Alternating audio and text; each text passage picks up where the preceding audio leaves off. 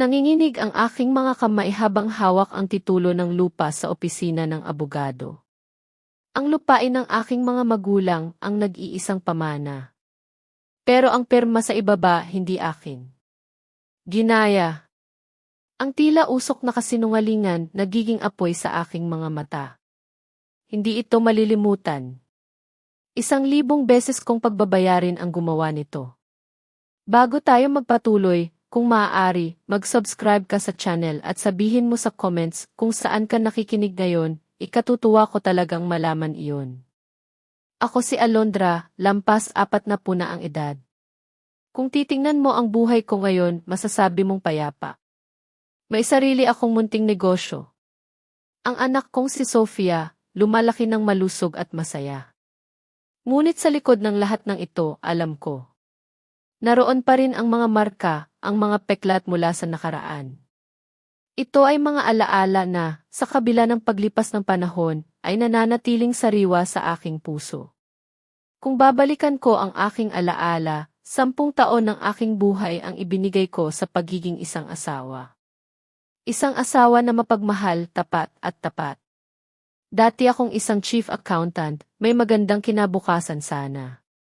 Ngunit tinalikuran ko ang lahat ng iyon para kay Diego, para sa pamilyang pinangarap namin. Naging ako ang ilaw ng tahanan. Ang mga kamay kong dati sanay sa keyboard, naging magaspang dahil sa sabon at iba pang kemikal sa bahay. Hindi ko iyon pinagsisihan noon. Buong puso akong nagtiwala kay Diego, sa pamilyang sabay naming binuo mula sa wala.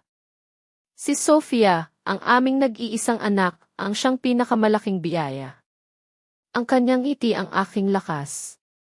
Ang lahat ay tila perpekto, o iyon ang akala ko. Isang hapon, sariwang-sariwa pa sa aking isip, kararating lang ni Diego mula sa isang mahabang business trip sa Cebu. Basta na lang niyang inihagis ang kanyang briefcase sa sofa, nagreklamo tungkol sa init at alikabok, at dumiretso sa banyo.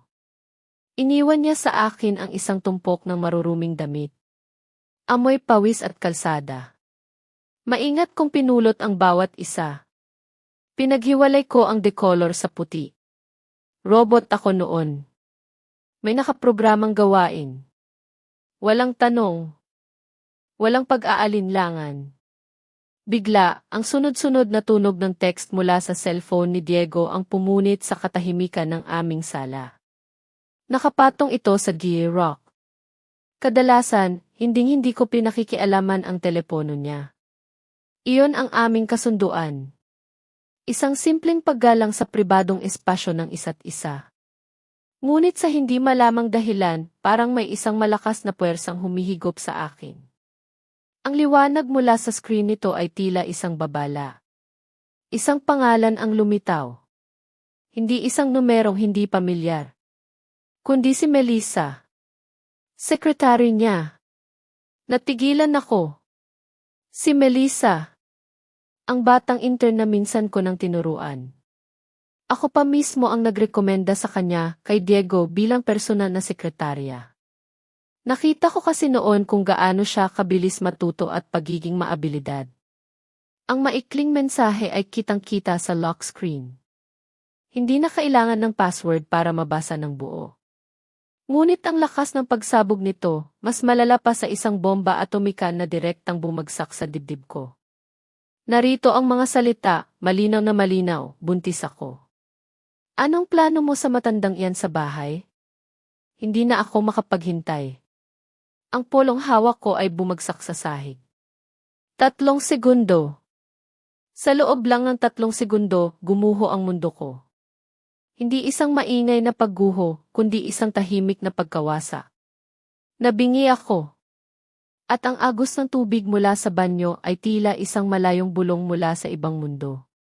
Nanlamig ang dugo sa aking mga ugat.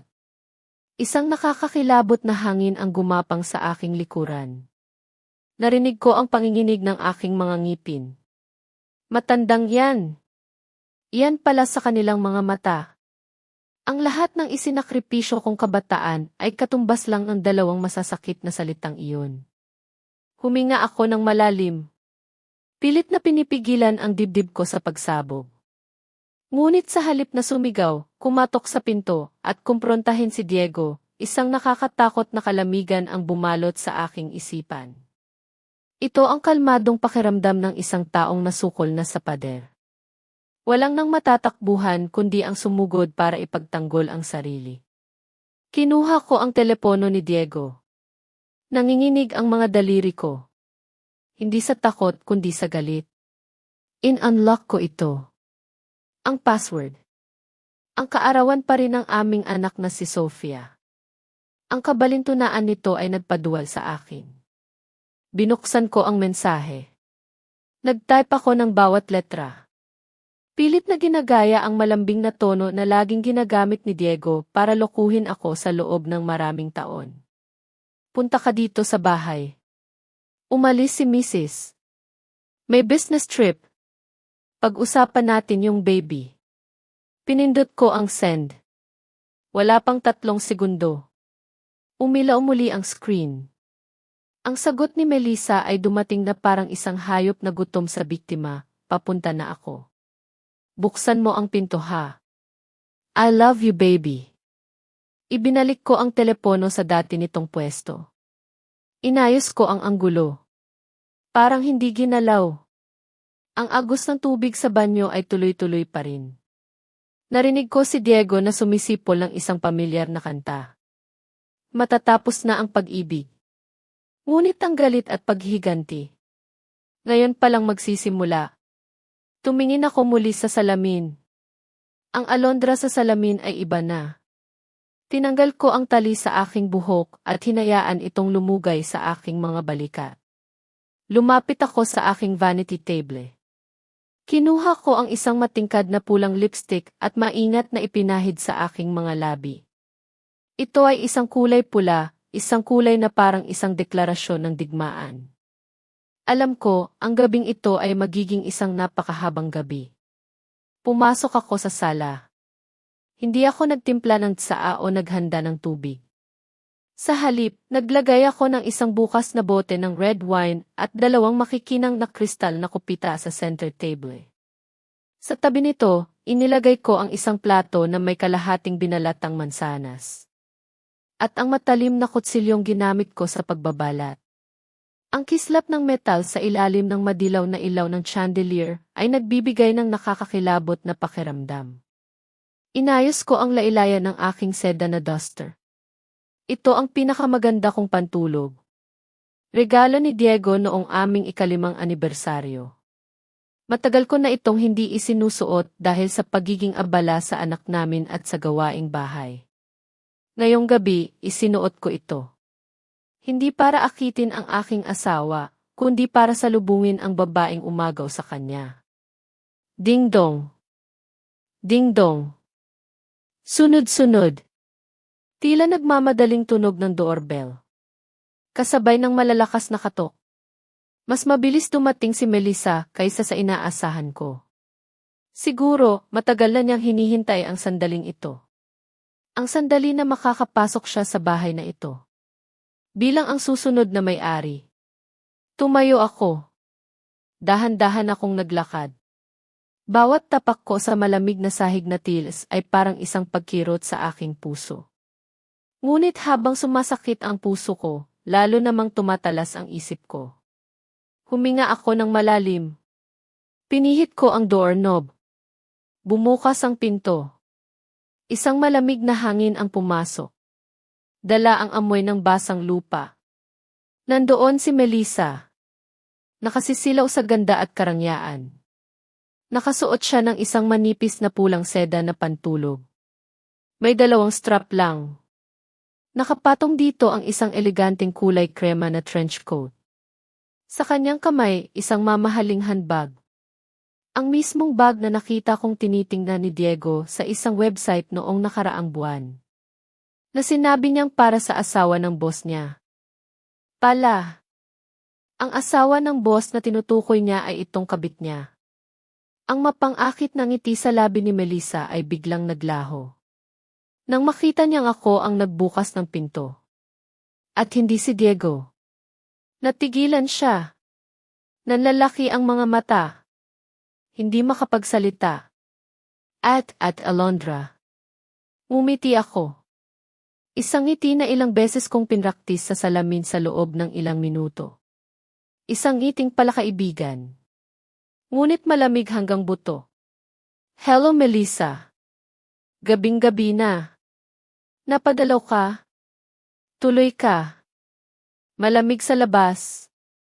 Baka magkasakit ka pa. Umatras ako ng isang hakbang. Binuksan ko ng maluwag ang pinto. Para papasukin siya. Na parang isang importanteng bisita. Nanatiling nakatayo si Melissa sa kinatatayuan niya. Ang kanyang magandang mukha ay nag-iba ng kulay. Mula sa pula patungong putla. Sumilik siya sa loob ng bahay. Pagkatapos tumingin ulit sa akin. Naghahanap ng anino ni Diego. Para humingi ng saklolo. Ngunit ang tanging sumalubong sa kanya ay ang katahimikan. At ang mga mata kong tumatago sa kanyang kaluluwa. Bakit? Si Diego ang nag-text sa'yo, di ba? Tanong ko. Habang nakatagilid ang ulo. Ang boses ko'y kalmado. Na parang nagtatanong lang ng simpleng bagay. Ang sinabi ko ay parang isang baldeng malamig na tubig na ibinuhos sa mukha niya. Ngunit ito rin ang nagsilbing salbabida na kanyang kinapitan. Ang kayabangan ng isang profesional na kabit ay muling nabuhay. Mabilis na nanumbalik ang kanyang kompostura. Itinaas niya ang kanyang baba. Dire-diretso siyang pumasok sa bahay. Nang hindi man lang nag-aalis ng sapatos. Nag-iwan ng mga bakas ng putik sa sahig na kapupunas ko lang. Opo. Si Kuya Diego po ang tumawag sa akin. Akala ko po may business trip kayo, Ate Alondra. Baka nalito lang siya sa schedule. Umupo siya sa sofa. Nagdekwatro. Sinadyang ilantad ang kanyang mapuputing binti. Dahan-dahan niyang hinaplos ang kanyang patag na tiyan. Habang nakatingin sa akin ng may paghamon. Nandito po ako para magdala ng magandang balita. Siguro naman alam niyo na, di ba, tungkol sa pagbubuntis ko sa anak na lalaki ni Kuya Diego. Umupo ako sa tapat niya. Kinuha ang bote ng alak. Nagsalin sa kupita. Ang matingkad na pulang kulay ng alak ay parang dugo. Itinulak ko ang kupita palapit sa kanya. Ang boses ko'y kalmado. Sa isang paraan na nakakagulat. Naman! Ang laking biyaya niyan. Dapat lang kitang batiin. Gusto mo ng isang baso? Ngumisi si Melissa. Bakas ang tagumpay sa kanyang mukha. Ate Alondra, huwag ka nang magpanggap na mabait. Hindi umiinom ang buntis. Masama para sa baby boy ko. Matagal nang pinapangarap ni Kuya Diego ang anak na to, kailangan kong mag-ingat. Bawat salita niya ay parang karayom na tumutusok sa puso ko. Gustong-gusto ni Diego ng anak na lalaki. Alam ko iyon dahil tanging si Sofia lang ang naibigay ko. Ilang beses nang ipinarinig sa akin ng biyenan ko ang tungkol sa pagkaubos ng lahi nila. Ang sumunod na umaga, kulay abo ang kalangitan. Parang mabigat din ang pakiramdam sa loob ng aming bahay. Maaga akong gumising, naghanda ng almusal gaya ng dati. Hindi dahil gusto ko pang pagsilbihan si Diego, kundi dahil kailangan ko ng lakas para sa laban na haharapin ko. Dumating si Diego. Maingat niyang inaalalayan si Melissa, tila isa itong reyna na gawa sa babasaging kristal. Melissa, pinalitan na ang pantulog ng isang maluwag na maternity dress. Kahit hindi pa naman talaga umumbok ang tiyan niya, may maputlang make-up sa mukha niya para magmukhang mahina. Kasama nila si Aling Remedios, ang biyenan ko. Bagong galing daw sa simbahan, may hawak pang rosaryo. Bumubulong ng kung anong dasal.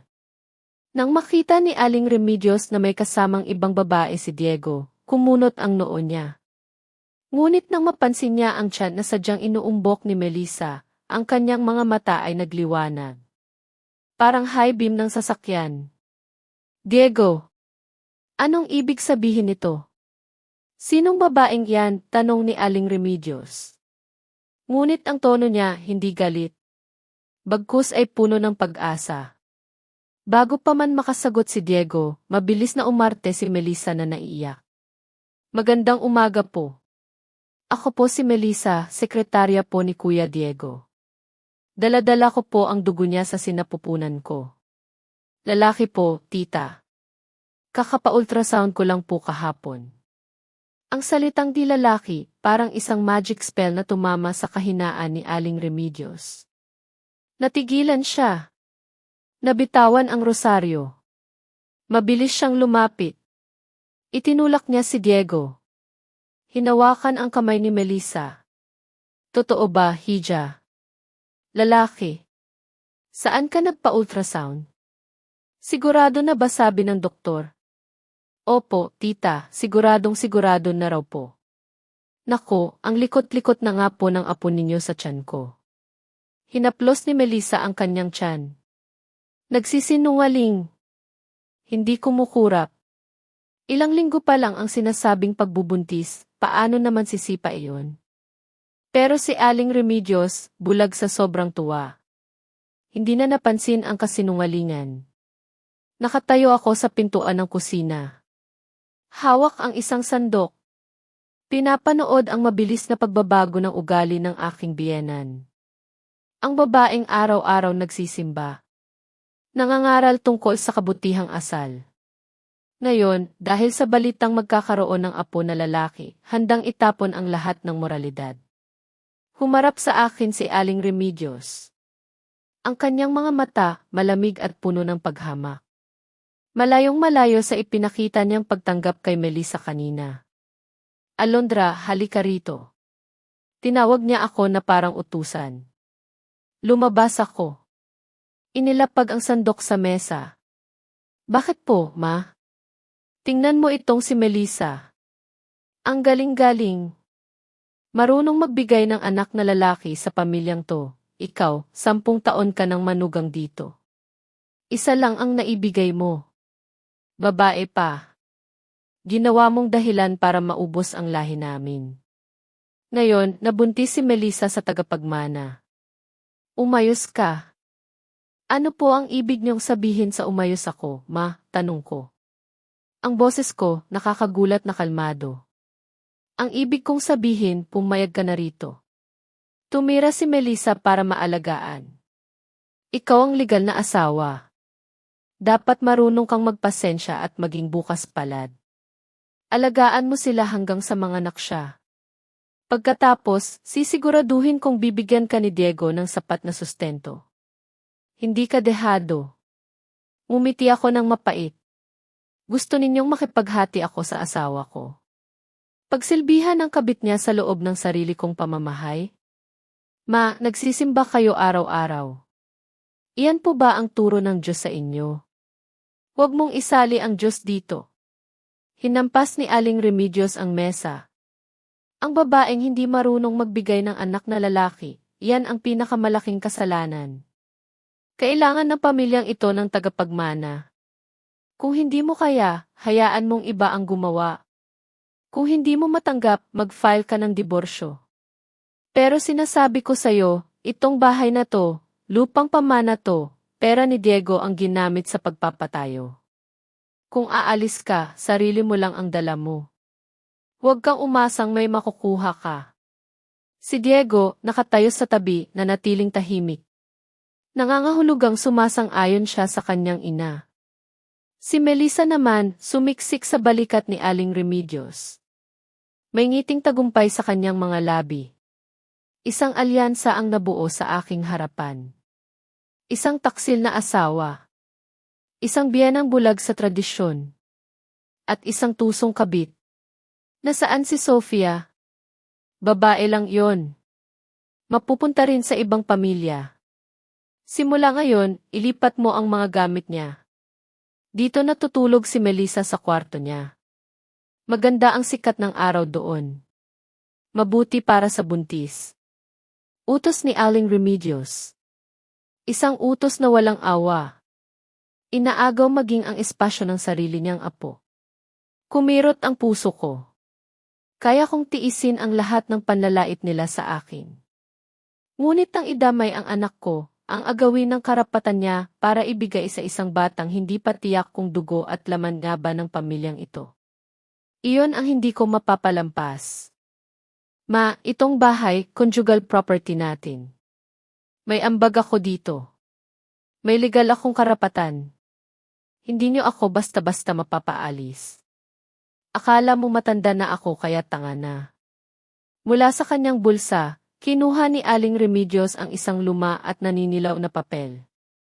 Ang titulo ng bahay na ito nakapangalan pa rin sa akin. Noong kinasal kayo, ibinigay ko ang lupa. Pero hindi ko kailanman inilipat sa pangalan ninyo. Ngayon, karapatan ko kung kanino ko ito ibibigay.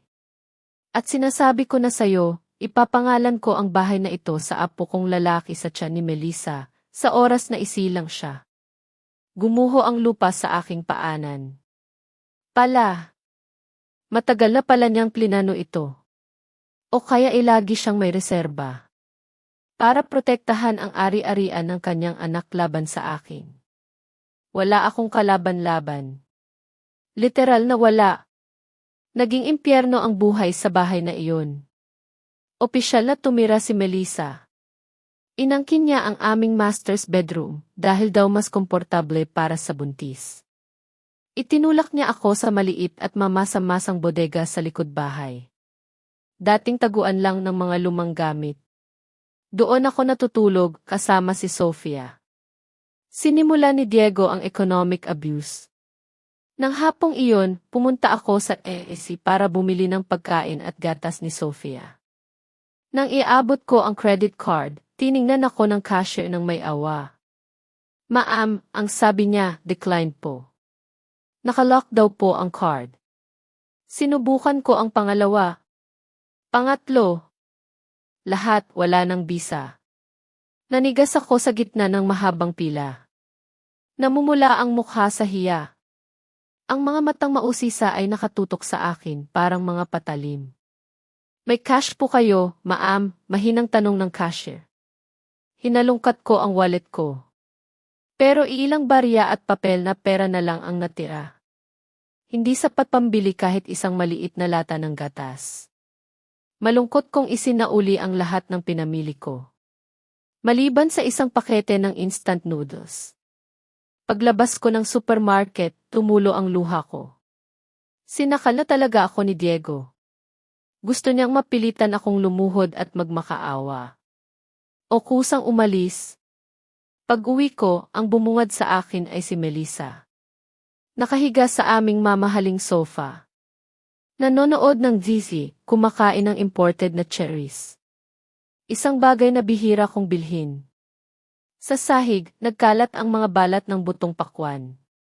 Nang makita niya akong walang dalang pinamili, ngumisi siya.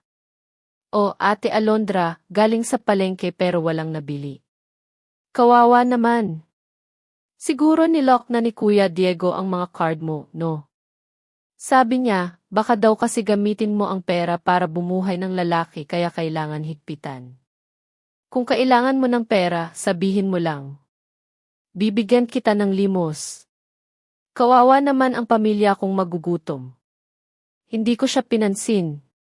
Dumiretso ako sa kusina. Pero kahit ang kusina ko ay hindi na akin. Nagulo na ang mga gamit. Ang mga lalagyan ng rekado na maayos kong inayos ay nakakalat na lang. Sa mesa, isang tumpok ng maruruming plato mula pa kaninang tanghali ay naroon. At Alondra. Pagod kasi kami ni Mama kanina, kaya hindi pa kami nakapaghugas. Pakihugasan na lang ha. Sabi ng doktor, bawal daw ako humawak ng kemikal. Ang boses ni Melissa ay naguutos, parang amo sa kanyang katulong. Kinuyom ko ang aking mga. Sa mga sumunod na araw, pinilit kong maging masunurin. Pinilit kong magpanggap, sumunod sa bawat utos ni Aling Remedios, ni Diego, at ni Melissa. Hinahanap ko ang butas, ang pagkakataon. Kung minsan, ako pa nga ang nag-aalok na magluto ng sarsangyenyen, ang paborito kuno ni Melissa.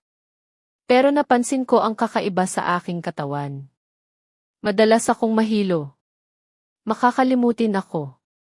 Parang may mali sa bawat ginagawa ko. Nagluluto ako ng sabaw pero sobrang alat, kahit kaunti lang ang inilalagay kong asin. Ang damit na kakalaba ko lang, nababalik sa pagiging marumi pagkatapos kong isampay. May kung anong kakaiba. Si Melissa, madalas siyang mag-alok ng baso ng orange juice, may kunwaring pag-aalala sa kanyang mukha. Inom ka muna Ate Alondra para lumakas ka. Kita mo, putlang-putla ka na. Pamilya pa rin naman tayo, di ba? Kailangan mong maging malusog para maalagaan mo si Sofia. Ang boses niya, parang may kung anong bahid ng kasamaan na hindi ko maintindihan noon. Isang gabi, ininom ko ang orange juice na iyon. May kakaibang pait sa dulo ng lalamunan ko. 15 minutos lang ang lumipas, nagsimulang umikot ang buong mundo. Pakiramdam ko, guguho ang mga dingding. Umiikot ang kisam. Isang mainit na pakiramdam ang lumukob sa akin, parang nilalapnos ang kalooban ko. Sinubukan kong tumayo, kumuha ng malamig na tubig, pero nanigas ang aking mga kamay at paa. Hindi ko magalaw. Sa gitna ng aking pagkakahilo, nakita ko ang sarili kong sumisigaw. Nakita ko ang sarili kong naghagis ng mga bagay. Nakita ko si Melissa na nakakapit kay Diego, hawak na cellphone at ngumingiti ng nakakatakot habang kinukunan ako ng video. Narinig ko ang boses ni Aling Remedios na sumisigaw sa mga kapitbahay. Tulungan niyo kami.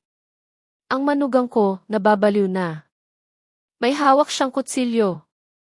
Papatayin niya kami. Saklolo. Gusto kong sumigaw. Gusto kong ipagsigawan na hindi ako baliw, na dinodroga nila ako. Pero ang dila ko, nanigas. Hindi makakilos.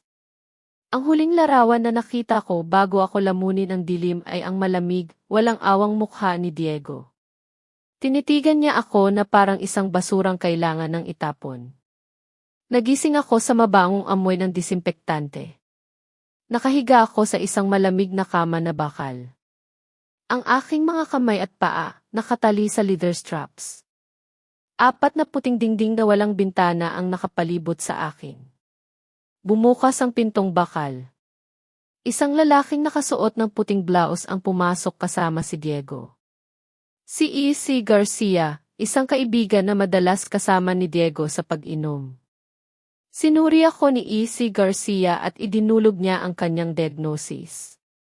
Acute mental disorder, may tendensyang marahas at paranoid. Kailangan ko raw ng pagkakakulong at matagal na. Sa mga sumunod na araw, pinilit kong maging masunurin. Pinilit kong magpanggap, sumunod sa bawat utos ni Aling Remedios, ni Diego, at ni Melissa.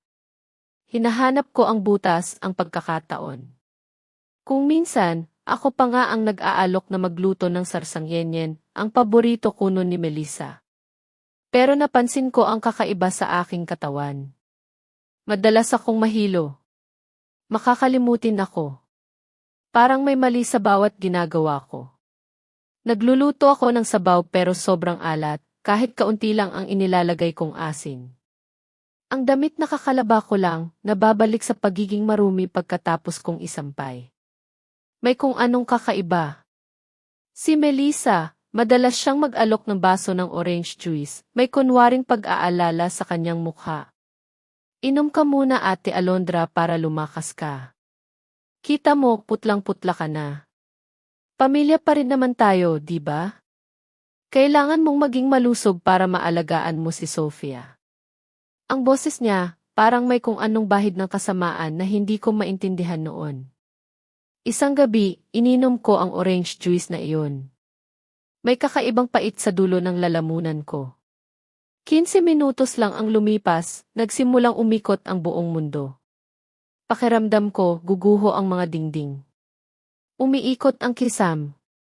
Isang mainit na pakiramdam ang lumukob sa akin, parang nilalapnos ang kalooban ko. Sinubukan kong tumayo, kumuha ng malamig na tubig, pero nanigas ang aking mga kamay at paa. Hindi ko magalaw. Sa gitna ng aking pagkakahilo, nakita ko ang sarili kong sumisigaw. Nakita ko ang sarili kong naghagis ng mga bagay. Nakita ko si Melissa na nakakapit kay Diego, may hawak na cellphone at ngumingiti ng nakakatakot habang kinukunan ako ng video.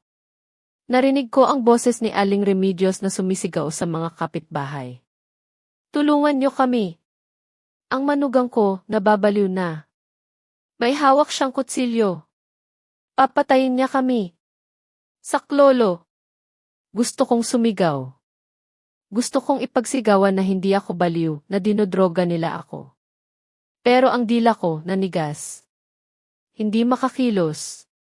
Ang huling larawan na nakita ko bago ako lamunin ng dilim ay ang malamig, walang awang mukha ni Diego. Tinitigan niya ako na parang isang basurang kailangan ng itapon. Nagising ako sa mabangong amoy ng disinfektante. Nakahiga ako sa isang malamig na kama na bakal. Ang aking mga kamay at paa nakatali sa leather straps. 4 na puting dingding na walang bintana ang nakapalibot sa akin. Bumukas ang pintong bakal. Isang lalaking nakasuot ng puting blouse ang pumasok kasama si Diego. Si E.C. Garcia, isang kaibigan na madalas kasama ni Diego sa pag-inom. Sinuri ako ni E.C. Garcia at idinulog niya ang kanyang diagnosis. Acute mental disorder, may tendensyang marahas at paranoid. Kailangan ko raw ng pagkakakulong at matagal na gamutan. Nakatanaw ako sa bintana, pinagmamasdan ang mga ilaw ng syudad. Sa aking isip, isang matapang na plano ang nabuo. Si Diego, siya ay parang isang sugatang hayop. Desperado at puno ng butas. Ako naman, ako ang magiging mangangaso, ang maglalatag ng pinakamatamis na bitag. Nagring ang aking cellphone. Isang spam message tungkol sa mabilisang pautang. Napangiti ako ng bahagya. Tinanong ko si Marco kung kaya niya akong tulungan. Kaya ba niyang gumawa ng isang peking financial profile para magpanggap akong isang mayaman na investor? Kinabukasan, tumayo ako sa harap ng isang luma at simpleng beauty parlor sa kanto. Tiningnan ko ang sarili ko sa salamin. Isang babaeng namumutla, mahaba at kulot ang buhok, nakatali lang ng basta-basta. Ang klase ng buhok na laging kinainisan ni Diego. Gupitin mo. Gawin mong maikli, yung modernong bob cut. Sabi ko sa barbero. Ang tunog ng gunting parang musika. Ang aking mahabang buhok, sumisimbolo sa aking nakaraan, unti-unting nahuhulog sa sahig. Naramdaman ko ang paggaan. Mula noon, sa tulong ng perang pinahiram ni Marco, nagpunta ako sa isang high-end na department store sa Makati. Pinili ko ang mga eleganteng suit para sa opisina. Mga silk blouse at matutulis na takong. Sa harap ng salamin, hindi na ako si Alondra na naghugas ng pinggan. Hindi na ako ang martir na asawa. Ako si Alondra Reyes, ang matalinong dating chief accountant. Suot ko ang isang kulay asul na suit, may matingkad na pulang lipstick, at may amoy ng sandalwood na pabango. Ito ang amoy ng kapangyarihan. Sa tulong ni Marco, nakakuha ako ng posisyon sa isang direktang kalaban ng kumpanya ni Diego. Ako ang naging head ng internal audit. Bingo! Mabilis kong natuklasan ang kahinaan ni Diego. Sa isang malaking proyekto, pinalsipikan niya ang financial records ng kumpanya. Gumamit siya ng mga peking pangalan ng empleyado. Higit pa rito, nakipagsabuatan siya sa isang supplier upang gumamit ng substandard na bakal at semento. Milyon-milyong piso ang kanyang kinita mula dito. Ito ang kanyang tigintong takong, ang kanyang kahinaan. Gumamit ako ng bagong SIF card. Nagpadala ako ng text message kay Diego. Yingus Diego Reyes, alam ko ang tungkol sa substandard na bakal na gagamitin mo sa Lotus Tower Project. Kung ayaw mong katukin ka ng AVA bukas ng umaga, maghanda ka na. Nagmamahal, ang taong masyadong maraming alam. Pinindot ko ang key send at humigop ng kape. Sigurado akong nagtatatalo na si Diego sa takot. Ang pagdududa, iyan ang pinakamabilis na lason. Pagkatapos, gumawa ako ng isa pang email. Ipinadala ko kay Melissa. Ang nilalaman ay mga bank statements ng utang ni Diego. May kasamang mensahe. Akala mo nakabingwit ka ng milyonaryo. Yun pala, bangkarote. Mag-ipon ka na para sa titirhan mo sa ilalim ng tulay, girl. Isinara ko ang laptop. Ang laro. Ngayon pa lang nagsisimula. Diego, ginawa mo akong baliw sa mata ng lahat. Ngayon, gagawin kitang isang sunod-sunurang papet sa aking mga kamay. Nagring ang aking telepono. Si Marco. Kumagat na ba ang isda? Tanong niya. Nagkakawag-kawag na. Sagot ko. Tumayo ako, inayos ang aking kasuotan, at lumabas ng opisina na parang isang mandirigma. Wala nang takot. Dahil sa likod ko, naghihintay ang aking anak at mga magulang. Kailangan kong manalo. Pinagmamasdan ko ang bawat kilos pagkatapos kong ipadala ang mga mensahe kina Diego at Melissa. Inutusan ko ang isang kaibigan kong nagmamaneho ng Grab na bantayan ang kanilang bahay. Gusto kong malaman ang bawat galaw, ang bawat reaksyon. Kailangan kong kontrolin ang bawat detalye ng planong ito. Hindi nagtagal, bumalik ang balita. Ang bahay ni Diego, puno ng sigawan. Puno ng mga tunog na nagpapahiwatig ng kaguluhan. Narinig ng kaibigan ko ang malalakas na boses. Si Melissa, matapos niyang malaman ang tungkol sa mga utang ni Diego, sigurado akong nataranta. Siguro ay sinubukan niyang tumakas kasama ang anumang halaga ng pera na kaya niyang makuha. Si Diego naman, halata ang pagkapagod sa mukha niya. Ang kanyang negosyo, unti-unting gumuguho. Ang bawat salita ni Melissa, parang nagdaragdag lang sa galit na nararamdaman niya. Ang kanilang mundo, unti-unti nang nagkakawatak-watak. Nagpa siya akong maghagis pa ng isa pang tigranada na direktang tatama kay Aling Remedios. Gumawa ako ng isang peking Facebook account. Idinagdag ko bilang kaibigan si Aling Remedios. Kilala ko siya. Madalas siyang mag-post ng mga larawan niya sa simbahan, may mga caption na puno ng kabanalan. Ipinadala ko kay Aling Remedios ang mga lumang larawan ni Melissa. Mga larawan niya na sumasayaw sa bar. Nanonood ako. Nakita ko ang sarili ko na may ngiti sa mga labi. Si Melissa na umiinom. Si Melissa na sumasayaw kasama ang iba pang kalalakihan. Ang caption ko, Tita Remedios, nakita ko po ang bago ninyong manugang kagabi. Buntis daw po, pero kung uminom at magsayaw parang wala nang bukas. Ingat po tita, baka nag-aalaga kayo ng hindi sa inyo.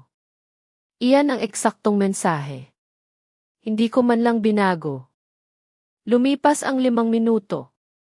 Nalaman kong nag-ilaw ang sala sa bahay ni Diego. Narinig ko ang boses ni Aling Remedios na sumisigaw. Ang kanyang tinig, puno ng galit at pagkabigla. Hayop ka! Niloloko mo ako. Buntis ka pero lumalandi ka sa bar. Papatayin mo ang apo ko. Parang isang leon na nawala ng kuting. Ganoon ang kanyang tinig. Sinubukan ni Melissa na ipagtanggol ang sarili. Ma, hindi po totoo yan. Photoshop lang po yan. Ang boses niya nanginginig. Pero huli na. Huwag mo akong lokohin. Yung damit na yan, ako ang bumili niya noong 1 linggo. Sagot ni Aling Remedios. May mga narinig akong sigawan. Mga iyak. Mga tunog ng nagkabasag-basag na gamit. Isang senyales ng kaguluhan. Isang eksena na nagpapakita na ang kanilang mundo, tuluyan ng nawasak. Si Diego, sa gitna ng kaguluhan, sumabog. Tumahimik kayong lahat. Mamamatay ako sa inyo. Ang boses niya, puno ng pagkabigo at galit. Naghahalo ang lahat ng emosyon. Sa gitna ng lahat ng kaguluhang iyon, nagring ang aking telepono. Nakita ko ang pangalan. Si Diego. Huminga ako ng malalim. Hello, Alondra. Si Diego Tutsi. Ang boses niya, pagod. Desperado. Parang isang taong nasa bingit ng pagguho. Halos patayin ko ang tawag. Sorry, wrong number. Sabi ko. Huwag, Alondra, parang awa mo na. Miss ko na ang luto mo. Miss ko na si Sofia. Pwede ka bang bumalik kahit sandali lang? Titingnan ko. Hindi kami okay ni Melissa. Ako ang may kasalanan. Babawi ako sa'yo. Bukas, mag-aalmusal tayo sa paborito nating paresan sa kanto. Ang kanyang boses, puno ng pagmamakaawa. Ang bawat salita, puno ng pait.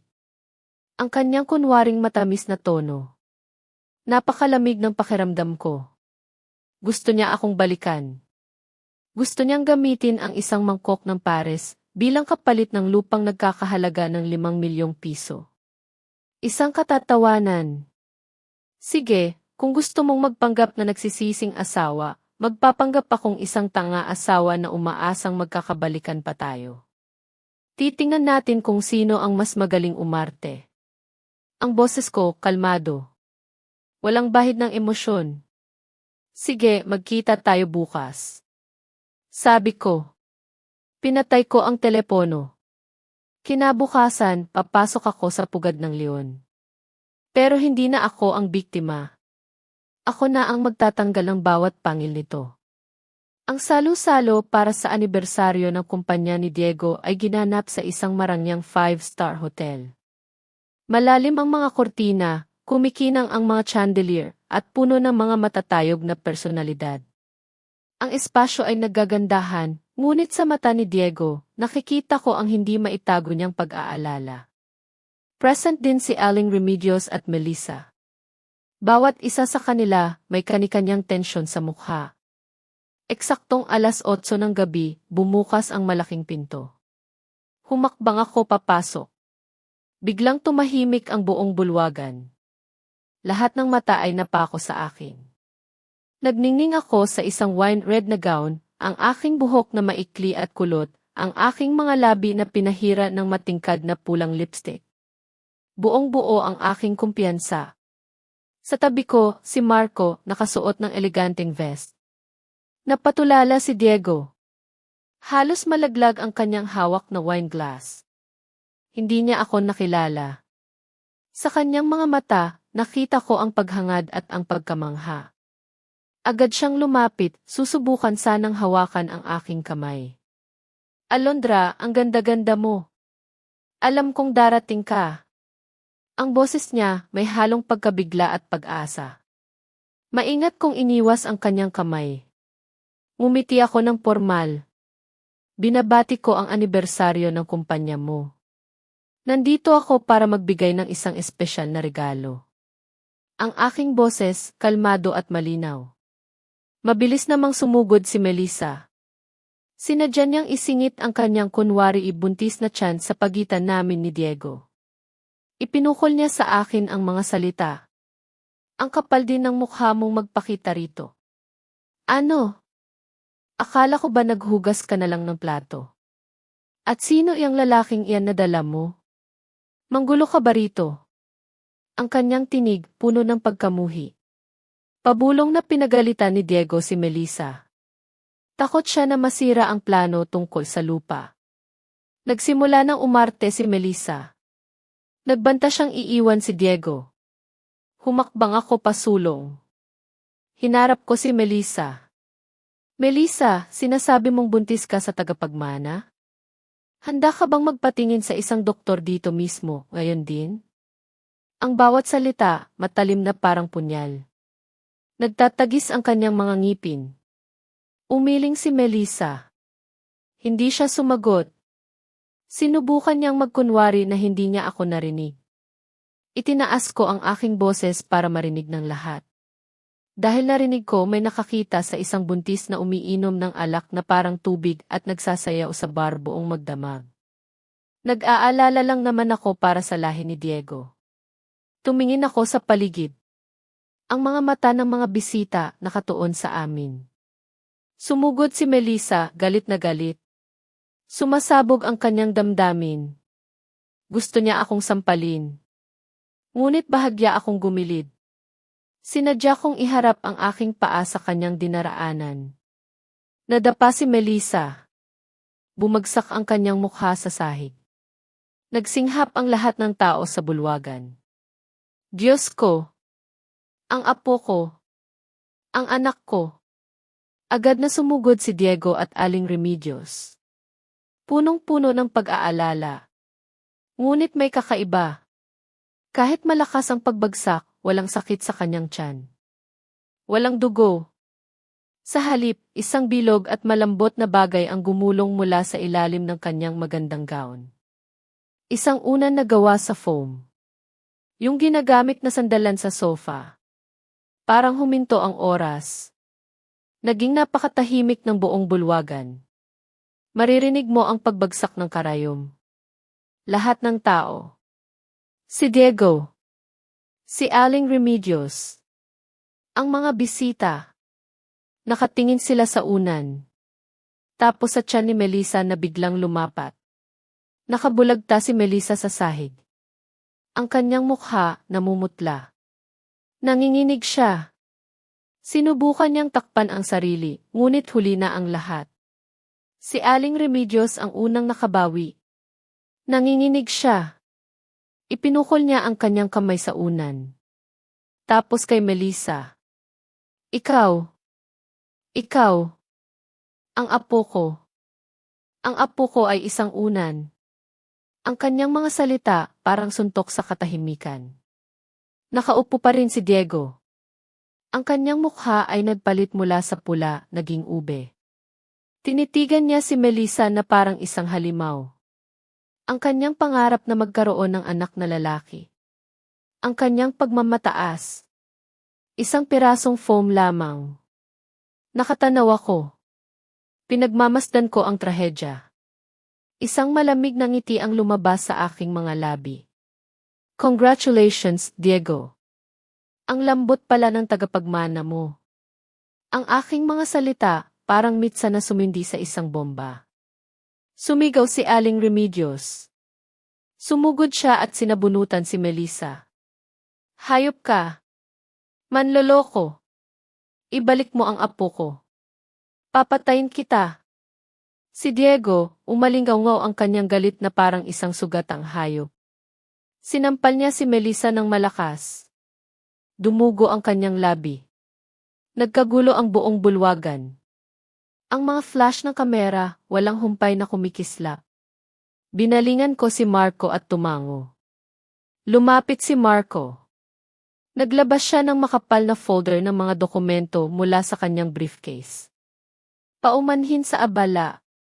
Ngunit ako po ay kumakatawan sa Bureau of Internal Revenue at sa grupo ng mga pinagkakautangan ni Reyes. Hawak po namin ang mga ebidensya ng kanyang tax evasion at syndicated estafa. Hinihiling po namin ang kanyang kooperasyon. Ang kanyang boses, malakas at malinaw.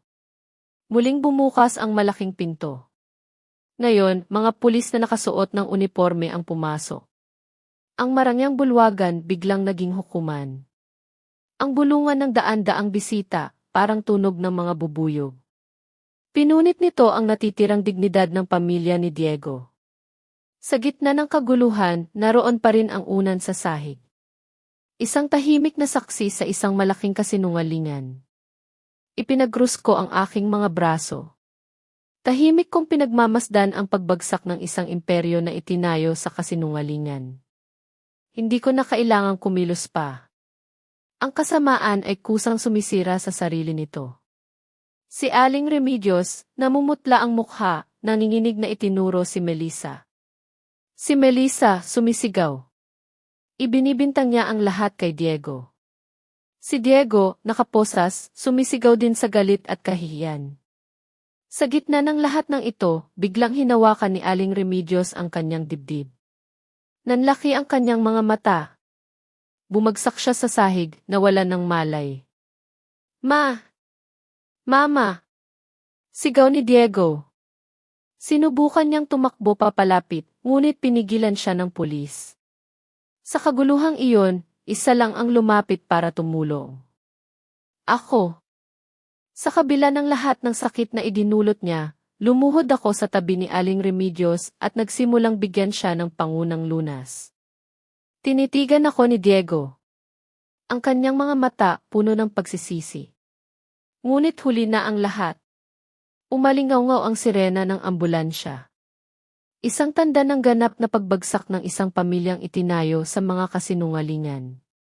Kung naririnig niyo pa ako hanggang dito, mga mahal kong kaibigan, maaari po bang mag-comment kayo ng T1 sa ibaba? Sa ganoong paraan, malalaman kong may kasama pa rin ako sa paglalakbay na ito. Ang inyong presensya ang pinakamalaking inspirasyon para maipagpatuloy ko ang huling bahagi ng aking kwento. Maraming salamat po. Kinabukasan ng umaga, ang salaming pinto ng opisina ni Diego, selyado na. Ang mga dilaw na "Do not cross" na ribbon, parang mga peklat na pumupunit sa imahe ng tagumpay na pinaghirapan niyang itayo. Isang malaking gulo. Nakaupo ako sa kabilang kalsada. Pinagmamasdan ko ang mga investigador. Inililipat nila ang bawat kahon ng mga dokumento. Mga peking kontrata. Mga dobleng accounting book. At ang mga ebidensya ng pandaraya na kinolekta namin ni Marco. Ang bawat kahon, parang isang piraso ng kanyang nakaraan na inilalantad. Mabilis na kumalat ang balita tungkol sa pagkakadakip kay Diego sa social media. Ang mga hashtag tulad ng #pekingmilyonaryo, #unanbuntis, at #wiferevenge ay naging trending. Nagdiriwang ang mga tao. Nilalait si Diego at Melissa. Pero ako, hindi ko naramdaman ang inaasahan kong pagtawa o pagdiwang. Isang malawak na espasyo ng kahungkagan ang naramdaman ko. Tumawag si Marco.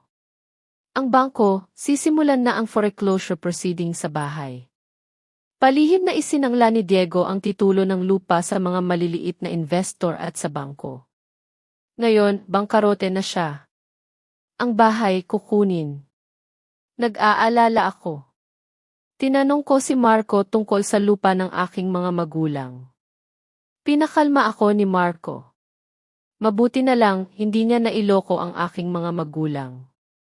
Hindi niya napapirma. Ligtas pa rin ang lupa. Pero ang aming bahay, mukhang hindi na maisasalba. Pinatay ko ang tawag. Nagmaneho ako pabalik sa aming dating bahay. Ang bahay na may 3 palapag na minsan kong pinuno ng pagmamahal. Kung saan ang bawat sulok ay may alaala. Ngayon, mukha itong inabandona. Bukas ang gate. Nagkukumpulan ang mga kapitbahay sa labas, nagbubulungan. Sa loob, may mga lalaking may tattoo. Inililipat nila ang mga gamit. Ang hisi, ang refrigerator, ang sofa. Itinatapon sa truck na parang basura. Pumasok ako. Walang pumigil sa akin. Sa gitna ng magulong sala, nakita ko si Melissa. Galit na galit siyang naghahalungkat ng mga drawers. Nasaan ang pera? Ang mga alahas? Alam kong may tinatago pa yung matandang yun dito. Ang boses niya, puno ng desperasyon. Nakita ko ni Melissa. Napahinto siya. Itinago niya ang isang lumang relo sa kanyang likod. Anong ginagawa mo rito? Wala na tong bahay. Huwag kang umasang may mahahati ka pa. Ang boses niya nanginginig. Tiningnan ko si Melissa.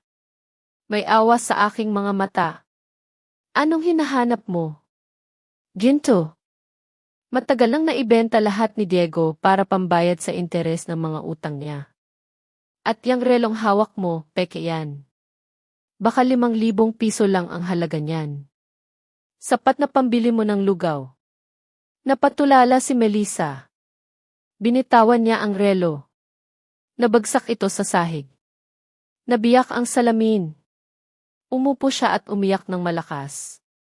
Hindi dahil sa pagsisisi, kundi dahil sa panghihinayang.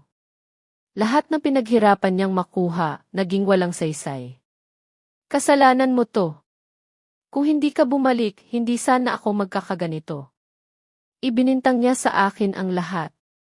Nagkakamali ka, Melissa. Lumapit ako. Naghirap ka hindi dahil sa akin, kundi dahil sa kasakiman mo. Pinili mong maging isang linta. Kapag namatay ang kinakapitan mo, mamamatay ka rin. Ang karma, hindi natutulog. Tama sa oras na iyon, may humintong taxi sa labas. Bumaba si Diego. Pansamantala siyang pinalaya habang hinihintay ang kanyang paglilitis. Ngunit ang kanyang hitsura ay mas masahol pa sa isang pulubi. Gusot-gusot ang damit. Magulo ang buhok. Malalim ang mga mata. Nakita niya ang selyadong bahay. Ang mga taong naglilipat ng gamit. At ako kasama si Melissa. Lumuhod siya sa gitna ng garahe. Hindi siya sumigaw. Tinitigan lang niya ako. Alondra, wala na. Wala na ang lahat di. Tiningnan ko ang lalaking minsan kong tinawag na asawa. Hindi na ako galit. Tanging awa na lamang ang naramdaman ko. Biglang sumugod si Melissa mula sa loob. May hawak siyang kutsilyo. Hayop ka. Ibalik mo ang mga taon na sinayang ko sayo. Manloloko. Ang kanyang tinig puno ng galit at pait. Sinubukan niyang patamaan si Diego. Ngunit mabilis itong nakailag. Nadapa si Melissa. Ang kutsilyo bumitiw sa kanyang kamay. Sumugod din si Diego sa kanya. Baliw! Ikaw ang may kasalanan ng lahat ng ito. Dahil sa pekeng pagbubuntis mo, nawala ang lahat sa akin. Ang kanyang mukha, puno ng pagkabigo. Ang dalawang taong minsan nang nagmahalan, ngayon ay naglalaban na parang mga hayop. Ang kanilang mundo, tuluyan ng nawasak. Tama na! Sumigaw ako. Ang aking boses, matalim at puno ng otoridad. Gusto niyong magpatayan? Doon kayo sa labas? Huwag ninyong dungisan palalo ang pamamahay na ito. Binitawan ni Diego si Melissa. Gumapang siya palapit sa akin. Ang kanyang mukha, puno ng paghihirap. Alondra, patawarin mo ako. Pakiusapan mo ang mga magulang mo. Ibenta ninyo ang lupa para mabayaran ang utang ko. Pangako, magbabago na ako. Ang kanyang boses, puno ng pait. Puno ng kawalan ng pag-asa. Hanggang sa huli, ang lupa pa rin ang gusto niya. Gusto pa rin niya kaming hilahin ng aking pamilya sa kanyang pagkaguho. Umurong ako. Tingnan mo ang sarili mo, Diego. Anong karapatan mong humingi ng pabor?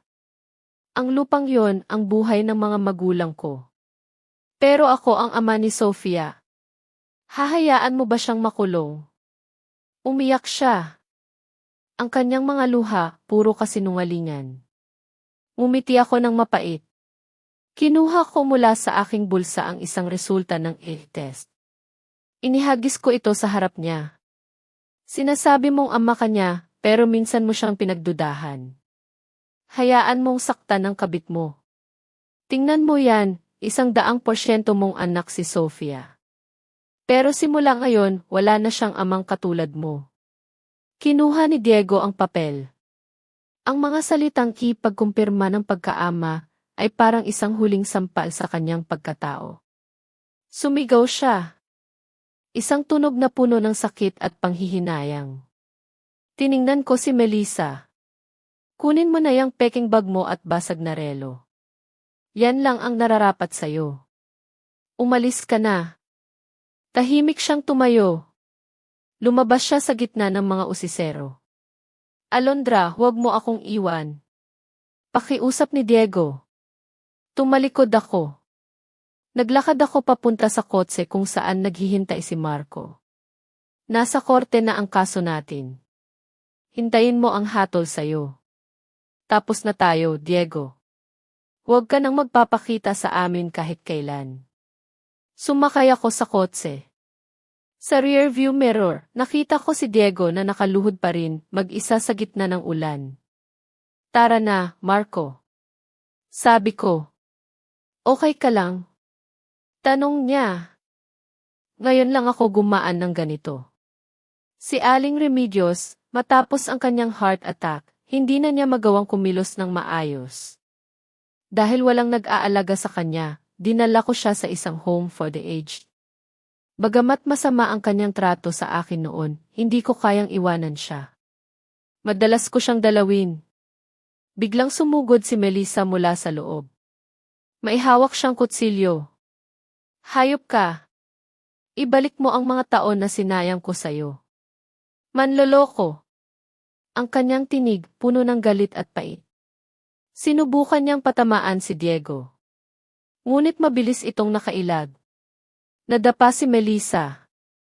Ang kutsilyo bumitiw sa kanyang kamay. Sumugod din si Diego sa kanya. Baliw! Ikaw ang may kasalanan ng lahat ng ito. Dahil sa pekeng pagbubuntis mo, nawala ang lahat sa akin. Ang kanyang mukha, puno ng pagkabigo. Ang dalawang taong minsan nang nagmahalan, ngayon ay naglalaban na parang mga hayop. Ang kanilang mundo, tuluyan ng nawasak. Tama na! Sumigaw ako. Ang aking boses, matalim at puno ng otoridad. Gusto niyong magpatayan? Doon kayo sa labas? Huwag ninyong dungisan palalo ang pamamahay na ito. Binitawan ni Diego si Melissa. Gumapang siya palapit sa akin. Ang kanyang mukha, puno ng paghihirap. Alondra, patawarin mo ako. Pakiusapan mo ang mga magulang mo. Ibenta ninyo ang lupa para mabayaran ang utang ko. Pangako, magbabago na ako. Ang kanyang boses, puno ng pait. Puno ng kawalan ng pag-asa. Hanggang sa huli, ang lupa pa rin ang gusto niya. Gusto pa rin niya kaming hilahin ng aking pamilya sa kanyang pagkaguho. Umurong ako. Tingnan mo ang sarili mo, Diego. Anong karapatan mong humingi ng pabor? Ang lupang yon ang buhay ng mga magulang ko. Pero ako ang ama ni Sofia. Hahayaan mo ba siyang makulong? Umiyak siya. Ang kanyang mga luha, puro kasinungalingan. Ngumiti ako ng mapait. Kinuha ko mula sa aking bulsa ang isang resulta ng test. Inihagis ko ito sa harap niya. Sinasabi mong ama ka niya, pero minsan mo siyang pinagdudahan. Hayaan mong saktan ng kabit mo. Tingnan mo yan, 100% mong anak si Sofia. Pero simula ngayon, wala na siyang amang katulad mo. Kinuha ni Diego ang papel. Ang mga salitang pagkumpirma ng pagkaama ay parang isang huling sampal sa kanyang pagkatao. Sumigaw siya. Isang tunog na puno ng sakit at panghihinayang. Tiningnan ko si Melissa. Kunin mo na yung peking bag mo at basag na relo. Yan lang ang nararapat sa'yo. Umalis ka na. Tahimik siyang tumayo. Lumabas siya sa gitna ng mga usisero. Alondra, huwag mo akong iwan. Pakiusap ni Diego. Tumalikod ako. Naglakad ako papunta sa kotse kung saan naghihintay si Marco. Nasa korte na ang kaso natin. Hintayin mo ang hatol sa'yo. Tapos na tayo, Diego. Huwag ka nang magpapakita sa amin kahit kailan. Sumakay ako sa kotse. Sa rearview mirror, nakita ko si Diego na nakaluhod pa rin, mag-isa sa gitna ng ulan. Tara na, Marco. Sabi ko. Okay ka lang? Tanong niya. Ngayon lang ako gumaan ng ganito. Si Aling Remedios, matapos ang kanyang heart attack, hindi na niya magawang kumilos ng maayos. Dahil walang nag-aalaga sa kanya, dinala ko siya sa isang home for the aged. Bagamat masama ang kanyang trato sa akin noon, hindi ko kayang iwanan siya. Madalas ko siyang dalawin. Biglang sumugod si Melissa mula sa loob. May hawak siyang kutsilyo. Hayop ka. Ibalik mo ang mga taon na sinayang ko sa'yo. Manloloko. Ang kanyang tinig, puno ng galit at pait. Sinubukan niyang patamaan si Diego. Ngunit mabilis itong nakailag. Nadapa si Melissa. Ang kutsilyo bumitiw sa kanyang kamay. Sumugod din si Diego sa kanya. Baliw! Ikaw ang may kasalanan ng lahat ng ito. Dahil sa pekeng pagbubuntis mo, nawala ang lahat sa akin. Ang kanyang mukha, puno ng pagkabigo. Ang dalawang taong minsan nang nagmahalan, ngayon ay naglalaban na parang mga hayop. Ang kanilang mundo, tuluyan ng nawasak. Tama na. Sumigaw ako. Ang aking boses, matalim at puno ng otoridad. Gusto niyong magpatayan? Doon kayo sa labas? Huwag ninyong dungisan palalo ang pamamahay na ito. Binitawan ni Diego si Melissa. Gumapang siya palapit sa akin. Ang kanyang mukha, puno ng paghihirap. Alondra, patawarin mo ako. Pakiusapan mo ang mga magulang mo. Ibenta ninyo ang lupa para mabayaran ang utang ko. Pangako, magbabago na ako. Ang kanyang boses, puno ng pait. Puno ng kawalan ng pag-asa. Hanggang sa huli, ang lupa pa rin ang gusto niya. Gusto pa rin niya kaming hilahin ng aking pamilya sa kanyang pagkaguho. Umurong ako. Tingnan mo ang sarili mo, Diego. Anong karapatan mong humingi ng pabor? Ang lupang yon ang buhay ng mga magulang ko. Pero ako ang ama ni Sofia. Hahayaan mo ba siyang makulong? Umiyak siya. Ang kanyang mga luha, puro kasinungalingan. Ngumiti ako ng mapait. Kinuha ko mula sa aking bulsa ang isang resulta ng test. Inihagis ko ito sa harap niya. Sinasabi mong ama ka niya, pero minsan mo siyang pinagdudahan. Hayaan mong saktan ng kabit mo. Tingnan mo yan, 100% mong anak si Sofia. Pero simula ngayon, wala na siyang amang katulad mo. Kinuha ni Diego ang papel. Ang mga salitang ipagkumpirma ng pagkaama ay parang isang huling sampal sa kanyang pagkatao. Sumigaw siya. Isang tunog na puno ng sakit at panghihinayang. Tiningnan ko si Melissa. Kunin mo na yung peking bag mo at basag na relo. Yan lang ang nararapat sa'yo. Umalis ka na. Tahimik siyang tumayo.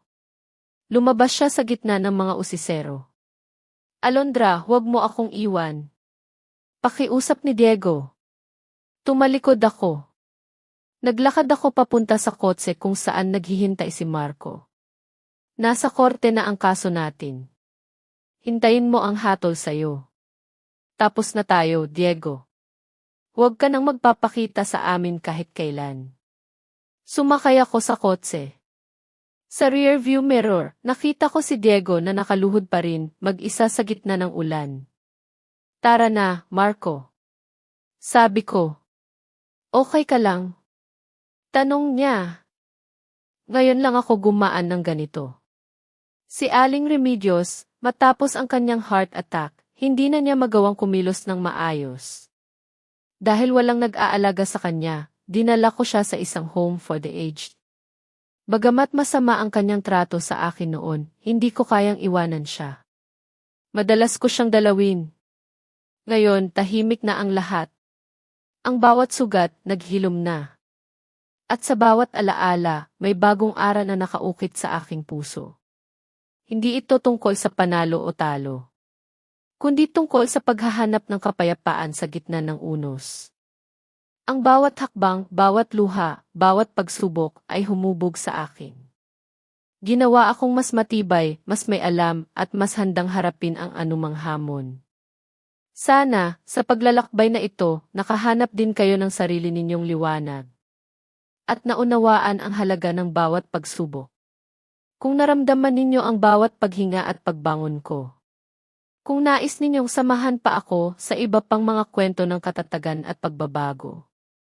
Inaanyayahan ko kayong maging bahagi ng ating komunidad. Ito ang tahimik na ganti. Ang video na ito ay isang kathang-isip na kwento na hango sa mga karanasan sa buhay. Hindi ito ginawa upang husgahan ang sinuman, kundi upang maging tahimik na paanyaya sa pagninilay tungkol sa buhay at sa pakikitungo natin sa kapwa. Ang mga tauhan, pangalan, at lugar ay walang kaugnayan sa tunay na buhay at binago upang hindi makapinsala sa kaninuman. Naway makatulong ang kwentong ito upang kahit saglit ay maalala mo ang sarili mong buhay at ang mga mahalaga sa iyo.